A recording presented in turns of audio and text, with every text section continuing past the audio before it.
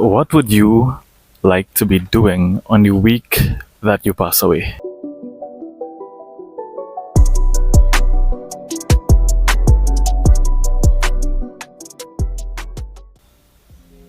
Have you ever thought about what would happen or what you would have liked to be doing if you had an untimely death? And I know that this topic is scary. It's not meant to be a sad video, a scary one, but really it is hopefully to create a safe moment to kind of explore these thoughts and explore this very real possibility that you and I may one day pass away in a time that was unplanned. So stick around and I will share a couple thoughts on the topic that could hopefully help you to reflect on this if you haven't just yet. I think that one of the first things we need to do is fully appreciate and realize the brevity or the limited nature of our lives. The fact that we are mortal, and part of being mortal and human is that our lives may one day come to an end. Sometimes I think it's easy to not recognize or avoid this reality, avoid this thought that here we are mortal and one day we will pass on. Time is the stuff that life is made up of, right? We don't have unlimited time. There is that ancient saying or that ancient philosophy, I believe it's Latin, but you could correct me if I'm wrong. Memento mori, remember that we will die. Remember that we may die. And I remember hearing or reading a story about these great emperors who would have persons whisper this phrase in their ear at the height of their celebrations, coming back from war or achieving things, so that they wouldn't get carried away by the accomplishments and the achievements of life. And recognize that here's what, our time is limited. Also, there is that ancient piece of wisdom. It's written by Moses, that prophet. He's directing his prayer and his statement to God, and he's saying to him, Lord, teach us to number our days so that we may apply our hearts to wisdom. And wrapped up in that verse is the same thing that I want to bring to your attention, that here's what, there are only so many tomorrows. And if we think that there's an unlimited number of tomorrows, we may not be as conscious about how we're spending our time.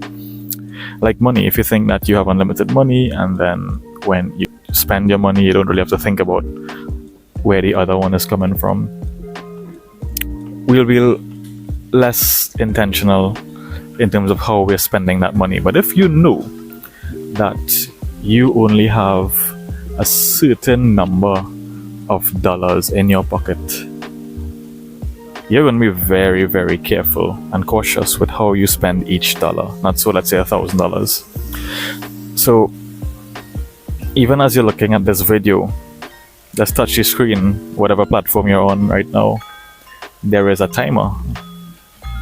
Just look at those seconds go by.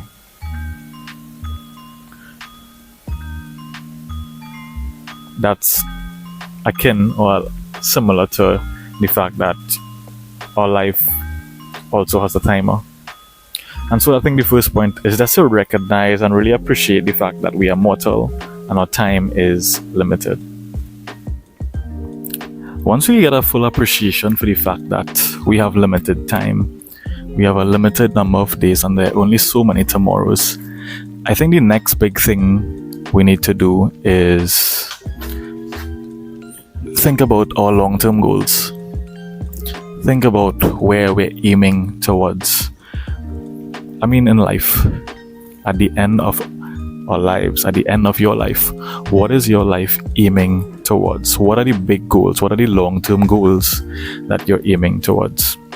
whether it be a career, family, marriage, achievements, possessions, etc.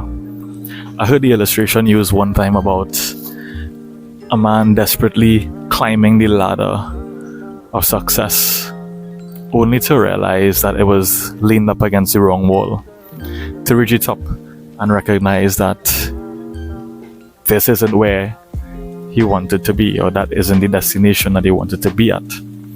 And I think that what we need to do is evaluate the ladder that you're climbing. Is it leaned up against the right wall? What is the thing that you're aiming toward? What are your long-term goals? And I think this is where we need to contemplate on the bigger questions of life. What is the purpose of life? What is the meaning of life? Is there a God? Is there an afterlife? What is my purpose? Is there such a thing as purpose? Have you wrestled with these questions? Have you come up with an answer that will direct your life? Or have you sort of left these things to decide?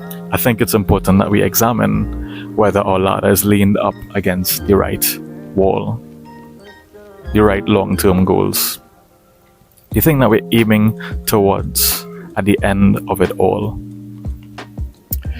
And then I think that after we examine the long-term goals and we've consciously decided what we're aiming towards, that we turn our attention next to our short-term goals. What's our manner of being in the day-to-day, in the short term? Some things to think about here is, are we living in accordance with our values? Are we living in accordance with what is in alignment then in reaching our long-term goals? And are we living in the day-to-day, in the week-to-week, in such a manner that we would be comfortable with ourselves? And I think this is the crux of the matter, to the question, right? What we would like to be doing on the week that we pass away. Have you examined your routine? Does your week to week include the element? I'll put this here. Does your week to week include the elements that you'd like to be doing on the week that you pass away? How you treat with people, how you pursue your work, your long-term goals, the tasks that you have ahead of you, the values, whether it be excellence, whether it be kindness. I think a dual lens is important, to be both task-oriented as well as people-oriented. Think about the closest persons in your life, whether it be your loved ones, whether it be your colleagues. Do they know how much they mean to you? Have you expressed that? It's said that, on our deathbed, if we get one, we won't be so concerned about spending more time at the office. No offense to offices, but the things, the accomplishments, the achievements. We'll be concerned about having our loved ones next to us. And I think that on a week-to-week basis, it's important that we express to our loved ones how much they mean to us, and concern ourselves with these things. Concern ourselves with how we want the people in our lives to feel, and being in pursuit. Our week to week should be in pursuit of the long-term goals, Climbing the ladder, climbing each rung of success should be done in such a way that if we were to fall off, we're okay with that. I feel like there's more things on this point. Short-term goals, right? So we have the long-term, the short-term goals now, right? In terms of the people-oriented, in terms of task-oriented. Evaluate your schedule. Stop to smell the roses. Not just being overly concerned about the long-term, right? But if we never get to see the long-term, if we never get to see the outcome of our long-term goals, will we be okay with that? Would we be satisfied with the manner in which we've been living? Stopping to smell the flowers. Enjoying the journey, not just the destination. both from a task oriented approach as well as a people oriented approach, doing your work well, and also loving and interacting with people in your life well. And then, after we've done that, where we have our long-term goals and we have our short-term goals, the nature of life is that it's dynamic and we will forget things, and so it's important that we have a mechanism in place to course correct. In other words, have something, a means in place whereby we evaluate whether we're in the direction that we want to be in. Whether it be at the end of the day, the end of the week, the end of the month, having that time to reflect and ask yourself, are you in alignment with what you've set out to do, both on the long-term view as well as the short-term, and make adjustments when it comes to that. Gosh, boy, this video thing is harder than I expected to remember all my points. Let me check back my notes. Alright, yeah, I forgot out the next one, right? So, having those short accounts, daily check-ins, weekly check-ins, monthly, every now and then, check and see if you're on track. Then having accountability would be important rather. There are people in your life that you can ask to check in with, whether it be one friend or one person or a faith community or a fellow community with whatever persons that you care about, to keep you on track along the way. That can be helpful. So, to wrap this up, what would I like to be doing on the week that I pass away? Or what would I do if I should have an untimely death? Or what would I like to have been the case?